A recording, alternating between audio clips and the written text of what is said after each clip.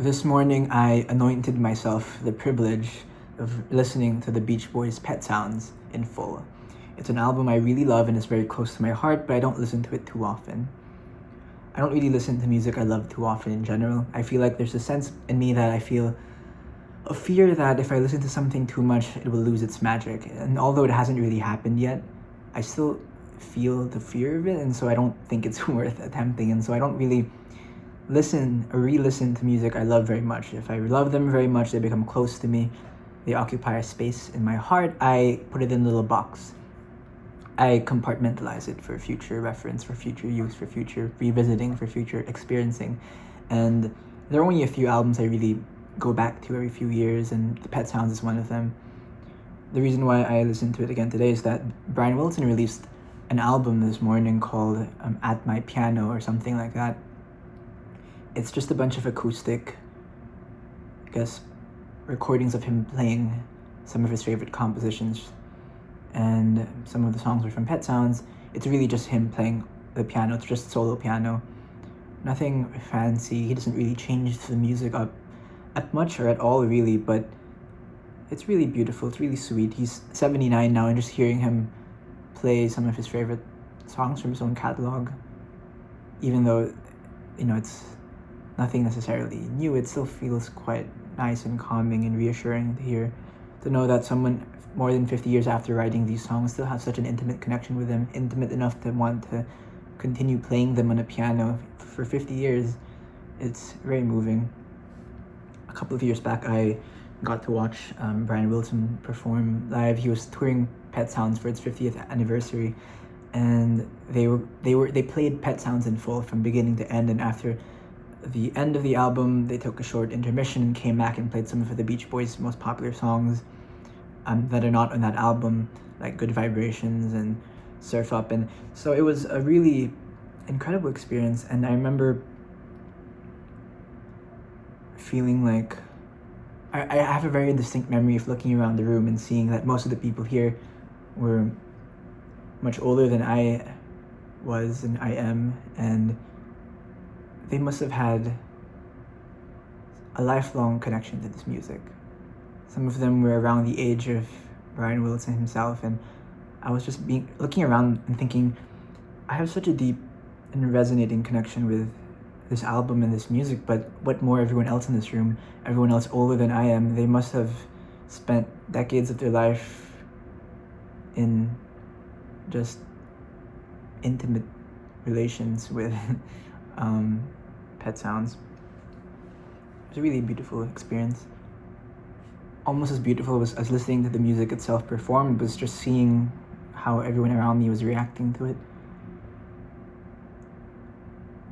Brian Wilson himself could not sing all the high notes of the album, and so he had some other people sing for him when it would get too high, but it was all very moving. It's one of my favorite music and concert and maybe life experiences, really, being able to experience and being able to live through that album in real time with all those people, with the person who thought it up in the room there playing piano for it.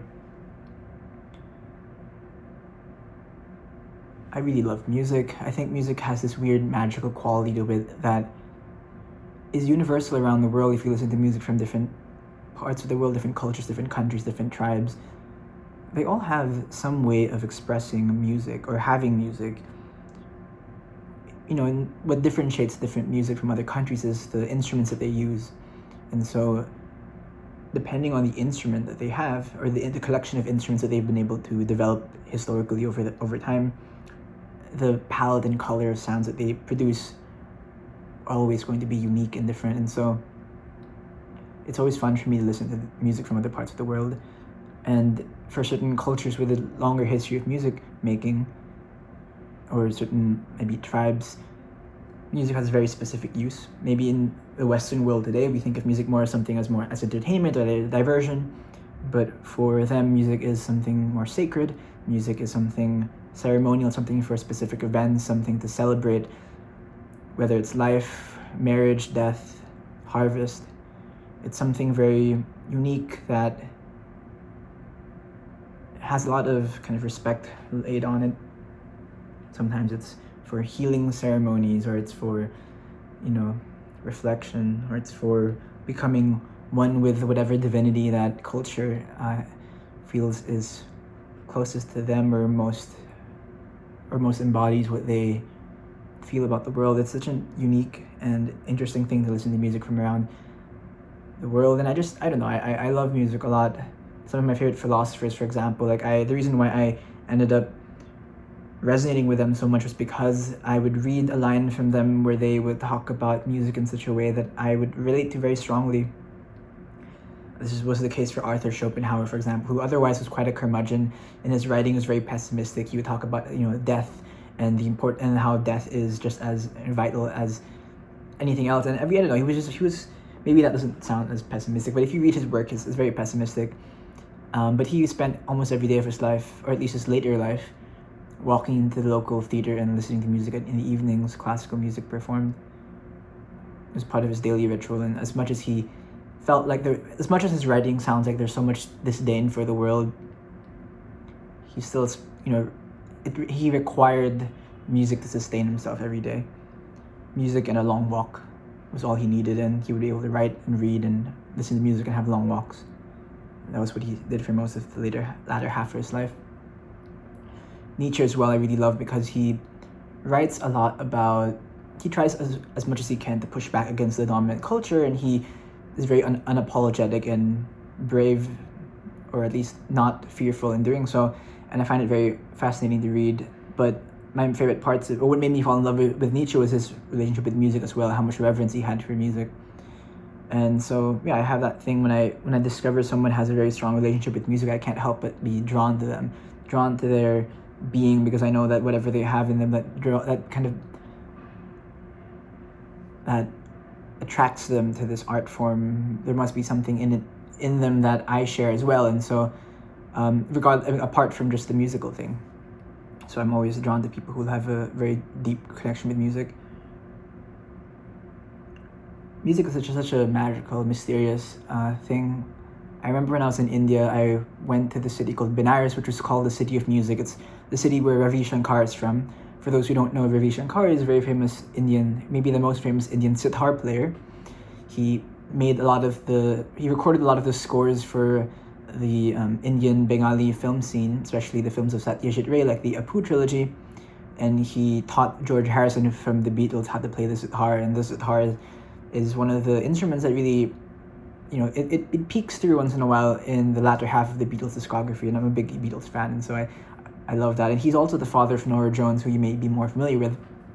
But anyway, Ravi Shankar, so I was in this city called Benares, or Varanasi, called City of Music.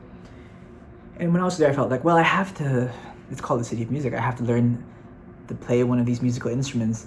I was thinking maybe the sitar, or this other instrument called the sarangi, which I can't really describe. You have to look it up. It's called Sarangi. But in the preceding months, I had discovered this recording of music by this artist, by this player named Ram Narayan. And I was so entranced by the timbre of the instrument, the texture of the instrument. And I just felt like I needed to kind of see this in person. I want to learn it. And so I was looking for a music school, and I guess I don't know if it counts as a music school. It was just it was one of these side alleyways, and there was this room. Sink was just in one room, and there was this old man with a long beard at the corner. And so I went in and asked, hello, I want to learn how to play the sarangi. Does it know if anyone teaches that here or anywhere else in the city? And he told me that there are only really 2 or 3 people left who teach that instrument, and unfortunately none of them are there at the moment. None of them were in the city. Maybe if I came back in a few months. He said, I think one of them was abroad and one of them was in another part of India. So I said, well, okay, maybe the sitar, maybe I can learn the sitar. He told me, if you want to learn the sitar, maybe you have to come back on another day because the teacher wasn't currently there. And I said, okay, well, what do you teach? And he said, I teach the banshuri, which is an Indian flute. His name is Kishore. I still have his contact. On WhatsApp, his name is Kishore, flute. I still have him on WhatsApp, but I haven't messaged him in a while.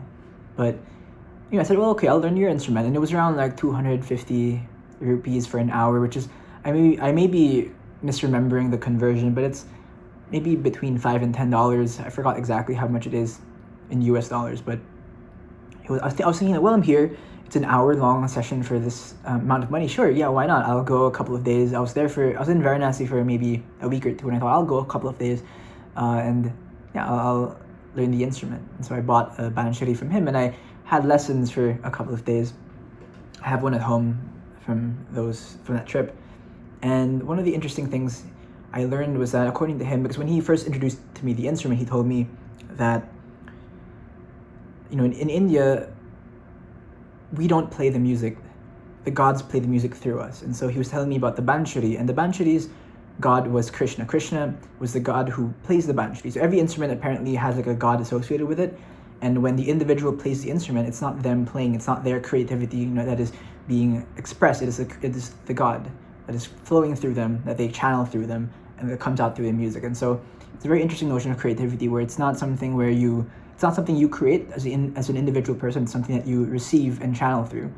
And it almost kind of, I guess the credit doesn't necessarily go to you for being a good player. It's more of, whenever you play, it's a God playing through you. And so when you get better at it, you're just better at channeling what the God wants, or what the God has, or the infinite nature of the instrument as played by the God. And so I thought that was a very interesting notion of things, that where the beauty, the playing, he played most of the time, honestly, I was getting him to play the flute because he was so good, and it was so magical to hear him play it so well. And I was quite terrible at it, to be honest.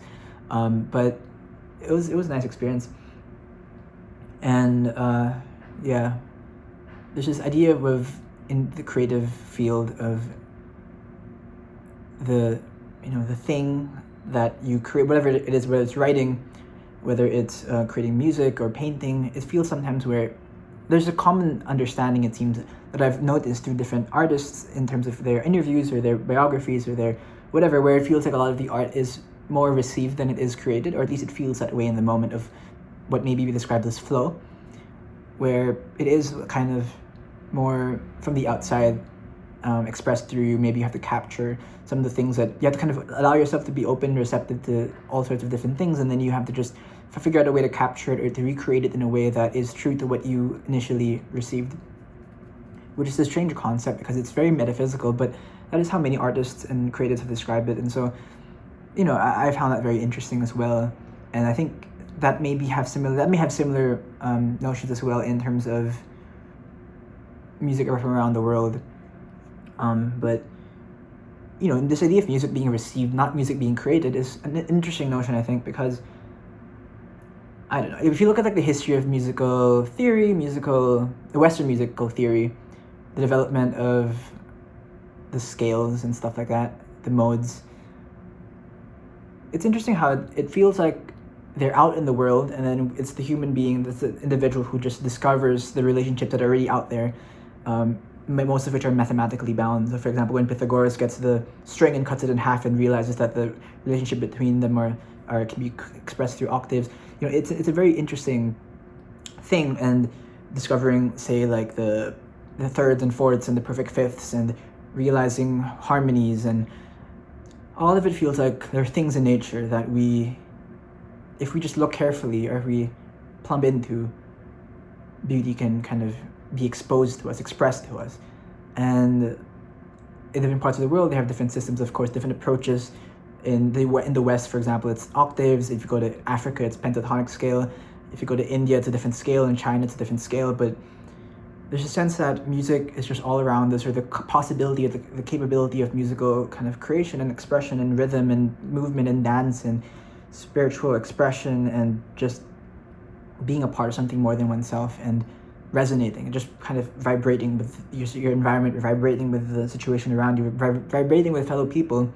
All of this stuff is possible, and we all have the capacity for it. And I think that's what makes music so universal and so special. It's how, no matter where you are in the world, no matter who you are, you can hum to yourself, you can tap the table, you can express things through this very mystical form of art that has made a huge impact on my life, and I think will continue to in the future as well.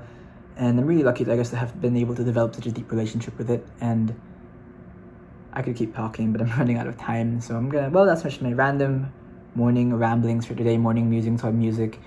And yeah, I don't know, just thinking about it it after listening to Pet Sounds again. It's such a beautiful album, and I just random memories flowing through, and I just felt like I needed to express some of them.